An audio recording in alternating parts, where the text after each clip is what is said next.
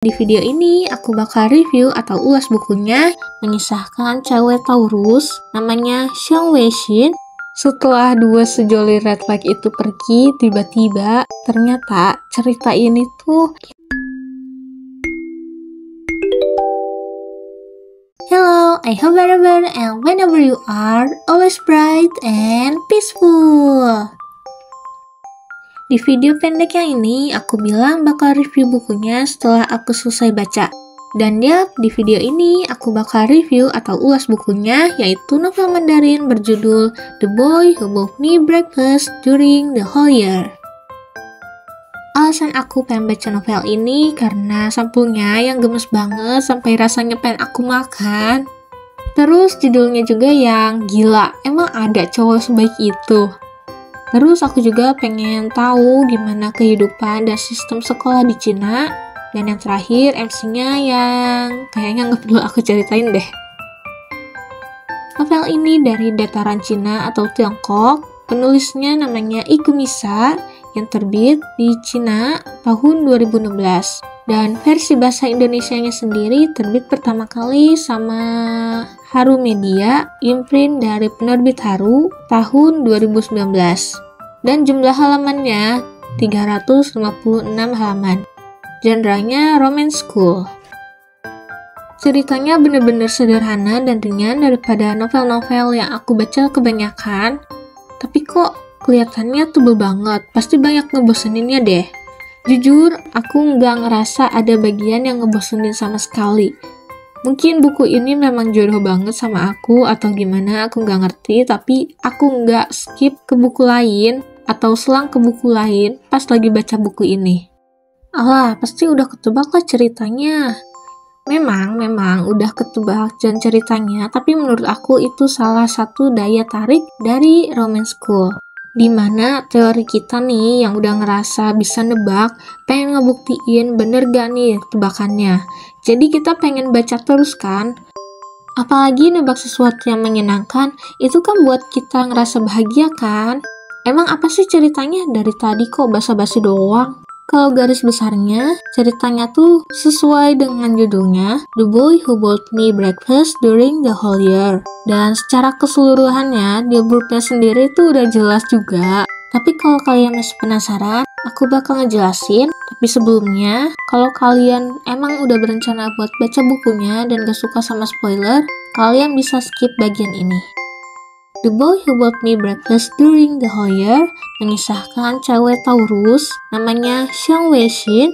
Dia tuh rakus, tukang makan, dan sarapan aja sampai 2 kali sehari.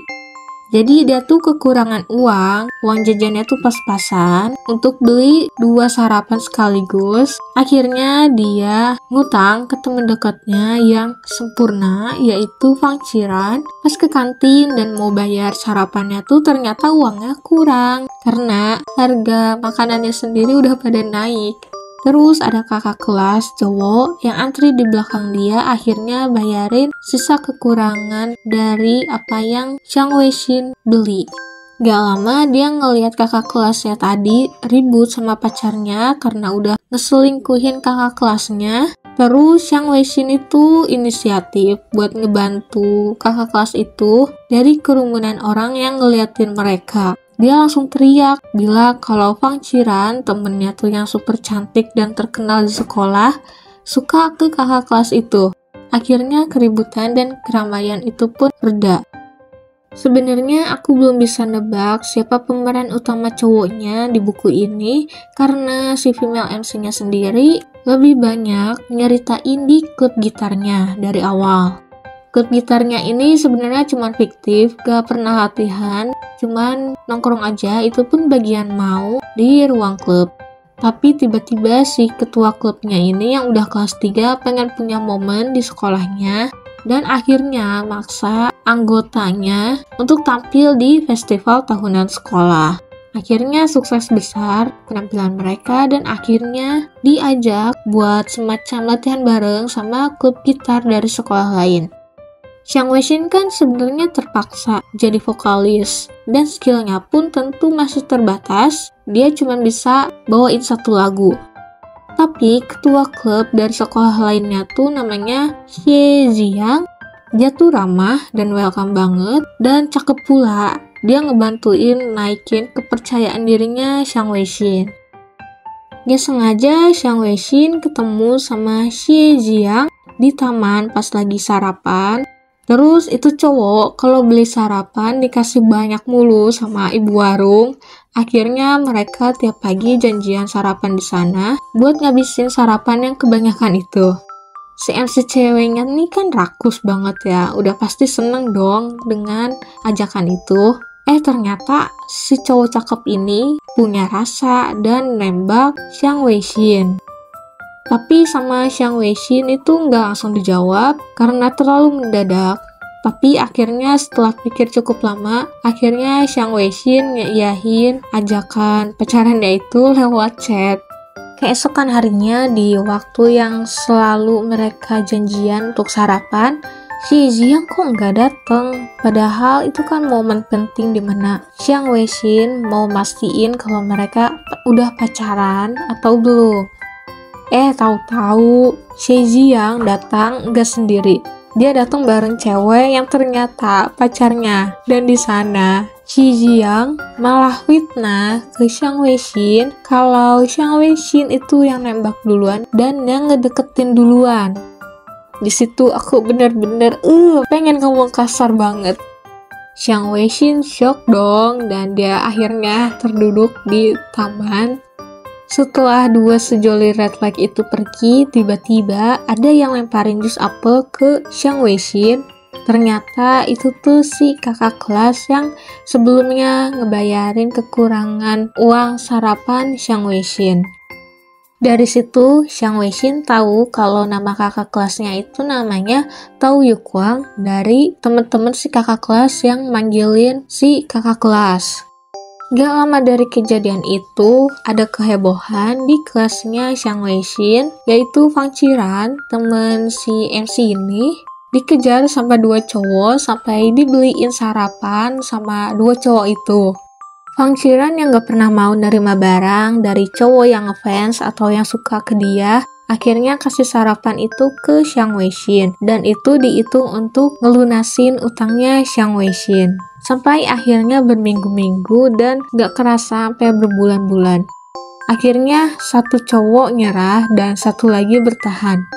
Suatu hari Fang Qiran gak masuk, tapi si MC ini rakus banget sampai pengen nanya apa nama sarapan yang dia rasa paling enak itu, dan nekat banget nungguin si cowok yang ngasih sarapan, dan ternyata itu tuh si kakak kelas yang ngebayarin dia di kantin, yang dia bantuin bilang kalau Fang Qiran suka ke dia, terus yang ngelemparin jus apel untuk ngehibur dia. Tao Yuquang. Semenjak tahu siapa yang ngasih, akhirnya Xiang Weixin ngerasa gak enak karena sama aja kayak morotin, padahal Fang Qiran sendiri juga udah nolak kakak kelas tersebut. Tapi di sisi lain gak rela juga kalau nantinya jatah sarapannya tuh berkurang. Terus si kakak kelas Tao Yuquang akhirnya tahu kalau Xiang Weixin sama Fang Qiran itu temenan, dan untuk di hari-hari selanjutnya malah nitipin sarapannya itu lewat Xiang Weixin, gak ke Fang Qirannya langsung. Mungkin ngerasa lebih akrab karena beberapa kali udah pernah ketemu dan berpas-pasan kali ya. Hingga akhirnya, saking merasa bersalahnya tapi takut dibenci, Xiang Weixin ngaku kalau dia yang makan semua sarapannya yang dikasih ke Fang Qiran di depan kelas kakak kelasnya sambil nangis kejer, saking merasa bersalahnya.